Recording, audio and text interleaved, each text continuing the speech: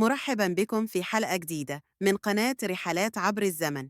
أكيد كلنا وقفنا قدام إشارة مرور مرة على الأقل، سواء وإحنا سايقين أو حتى ماشيين على رجلنا. بنشوف الألوان الثلاثة: الأحمر، الأصفر، والأخضر، وهي بتتحكم في حركتنا من غير ما نفكر. ليه الألوان دي بالذات؟ ليه مش حاجة تانية زي الأزرق أو البرتقالي؟ والموضوع مش بسيط زي ما يبدو. الموضوع فيه علم، تاريخ، وقصص طويلة بدأت من زمان جداً، وده اللي هنكتشفه مع بعض النهاردة. الإشارات الضوئية مش مجرد ألوان بتنور وتطفي، دي نظام كامل هدفه تنظيم حياتنا وحمايتنا على الطرق. فكر فيها كأنها لغة عالمية الكل بيفهمها من غير كلام. مهما كنت في بلد، حتى لو ما بتتكلمش لغة البلد، تقدر تفهم الإشارة الضوئية وتعرف إمتى تتحرك وإمتى تقف. لكن اللي يهمنا أكتر النهاردة هو: ليه الألوان دي تحديداً؟ ليه مش لون زي البنفسجي أو الوردي؟ وهل الألوان دي ليها تأثير علينا؟ أولاً، تاريخ الإشارات الضوئية. البداية مع السكك الحديدية. الإشارات الضوئية ما بدأتش مع العربيات زي ما ممكن تتخيل. في الحقيقة أول مرة استخدمت فيها الإشارات كانت لتنظيم حركة القطارات في القرن ال19. القطار كان وسيلة النقل الأسرع وقتها، وكان لازم تنظيم حركته لتجنب الحوادث. الإشارات الأولية كانت تعتمد على مصابيح الغاز، وكان لونين هما المسيطرين: الأحمر والأبيض.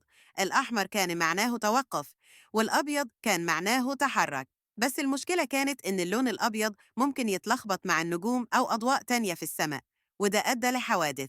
إضافة اللون الأخضر، علشان يتفادوا المشاكل دي، أضافوا اللون الأخضر بدل الأبيض للإشارة بالتحرك، فبقى الأحمر للتوقف والأخضر للتحرك.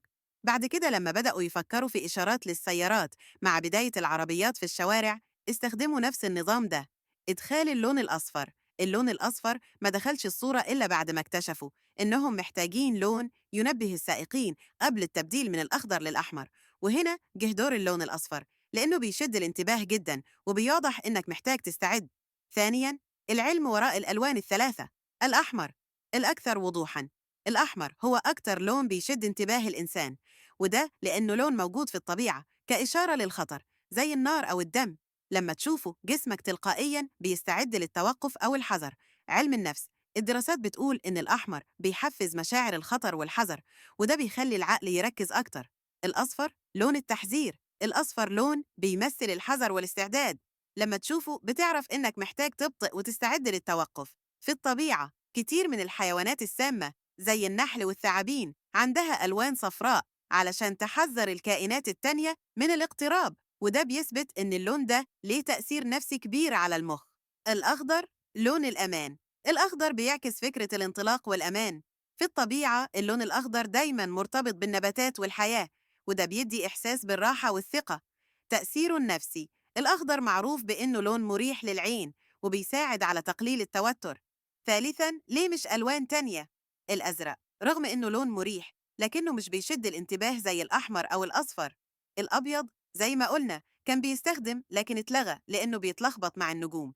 الألوان الفاتحة زي الوردي أو البنفسجي مش فعالة لأنهم مش بيشوفوا بسهولة من مسافات بعيدة أو في ضوء النهار. رابعاً، التقنية الحديثة وتطور الإشارات في عصرنا الحالي. التكنولوجيا دخلت في تصميم الإشارات الضوئية بشكل كبير.